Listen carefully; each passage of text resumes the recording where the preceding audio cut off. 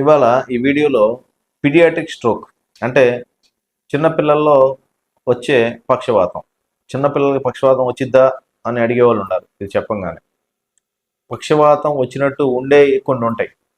పిల్లల్లో పక్షవాతంకి పెద్దవాళ్ళలో పక్షవాతంకి వచ్చేవరకు ఏమేమి చేంజెస్ ఉంటాయి, దేన్ని మనం ఎక్కువగా హైలైట్ చేసుకోవాలి అనేది మెయిన్గా చెప్దాం అనుకుంటున్నానండి. నేను మీ doctor Ganta Srinivasa neuro centre, Kothapeta, Guntur. పిల్లల్లో అంటే మనకి మెయిన్గా పెరినేటల్ అంటే 28 వీక్స్, ఏది కన్సెప్షన్ తర్వాత 28 వీక్స్ బిఫోర్ డెలివరీ, ఆ మధ్యలో ఉన్న పీరియడ్ అండి. ఆ 28 డేస్ తర్వాత నుంచి అప్ టు 18 ఇయర్స్ దాకా చైల్డ్హుడ్ స్ట్రోక్. ఇదేం పెరినేటల్ స్ట్రోక్, అదేమో చైల్డ్హుడ్ స్ట్రోక్ కింద డిసైడ్ చేశారు. ఇప్పుడు అది పాయింట్ కన్నా కూడా చాలా తక్కువ చేసేది ఉండేదండి. చిన్నపిల్లల్లో ఆర్గానిక్ ఎస్డూరియాస్ ఇటువంటి వాటిలో కూడా స్ట్రోక్ లైక్ ప్రజెంటేషన్స్ ఉంటాయి. పిల్లల్లో హిమటోమాస్ వస్తాయి. అంటే స్ట్రోక్ అంటే మనకు తెలుసు, సన్నగా బ్రెయిన్కి వెళ్ళే బ్లడ్ సప్లై ఆగిపోవడం, దానివల్ల ఒక చెయ్యి ఒక కాలు పనిచేయకపోవడం, లేకపోతే మూతి వంకర పోవడం, లేకపోతే ఏదన్నా సిమ్టమ్ రావడం. ఇది పెద్దవాళ్ళలో మనకు అందరికీ తెలిసిందే. సో దానికి సంబంధించినట్టు మనకి ఇన్వెస్టిగేషన్స్ అన్నీ ఉంటాయి. చిన్నపిల్లలకు వచ్చేవారికి ఆర్టరీస్ పూర్తిగా ఇంకా వెల్ ఫార్మ్డ్ బ్రెయిన్ ఉండదు, ప్లస్ అన్ని ఫంక్షన్స్ క్లియర్గా డెవలప్ కావు.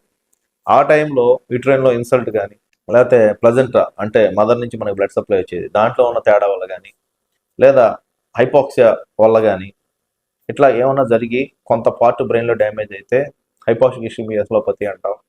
పీడియాట్రిక్ స్ట్రోక్ కొంతమందికి ఈ కాకుండా చాలా మందికి malformation of blood vessels ఉంటాయి. అంటే కొంతమందిలో ఏవిఎఫ్ కానీ అంటే ఆర్టరోవెనస్ మాల్ ఫార్మేషన్స్ కానీ, ఆర్టరోవెనస్ ఫిస్టులాస్ కానీ ఉండి ఆ బ్లడ్ సప్లై సరిగ్గా బ్రెయిన్కి అందనప్పుడు కానీ, సో ఇలా జరిగేటప్పుడు దీంట్లో ఉన్న మార్పుల వల్ల కానీ ఇటువంటి జరగవచ్చు. సో అందుకని పీడియాట్రిక్ స్ట్రోక్ వచ్చినప్పుడు దాని మేనేజ్మెంట్ డిఫరెంట్గా ఉంటుంది. బట్ ఇటువంటి జెనెటిక్ సిండ్రోమ్స్, లేకపోతే ట్రీటబుల్ ఆర్ట్రియోపతీసు, లేదా ఏమైనా పోస్ట్ ఇన్ఫెక్షస్ కాజెస్, ఇంకా ఏమైనా ఎన్యూరిజమ్స్ అసోసియేషన్ ఉండి దాని నుంచి ఉంటాం. మోస్ట్గా మనం కామన్గా వింటారు మయోమయో డిసీజ్ అంటారు. దానికి అటువంటి అయితే సర్జరీలు చేయగలిగాయి. సో సర్జికల్ ట్రీటబుల్ కాజెస్ ఇటువంటివి ఎక్కువ ఉంటాయండి.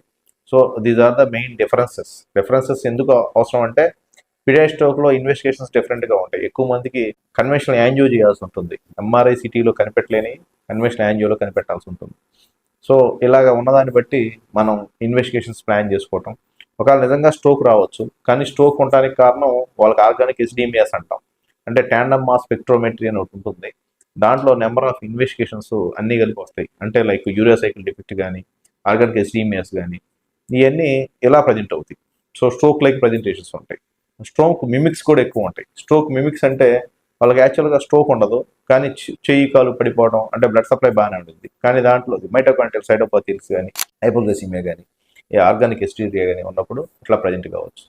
అందుకని ఈ డిఫరెన్సెస్ మనకు అర్థమైతే యాక్చువల్గా వచ్చింది చైల్డ్హుడ్ స్ట్రోకా, లేదా ఇంకేదన్నా జెనెటిక్ ఎబ్నార్మాలిటీయా, లేకపోతే ఏదన్నా ఆర్గానిక్ ఎస్డూరియాసా, లేకపోతే ఇంకేదన్నా ఎంఆర్ఐలో ప్రత్యేకంగా ఫైండింగ్స్ ఉంటాయా అనే దాన్ని బట్టి డయాగ్నోస్ చేయడం జరుగుతుంది. Thank you.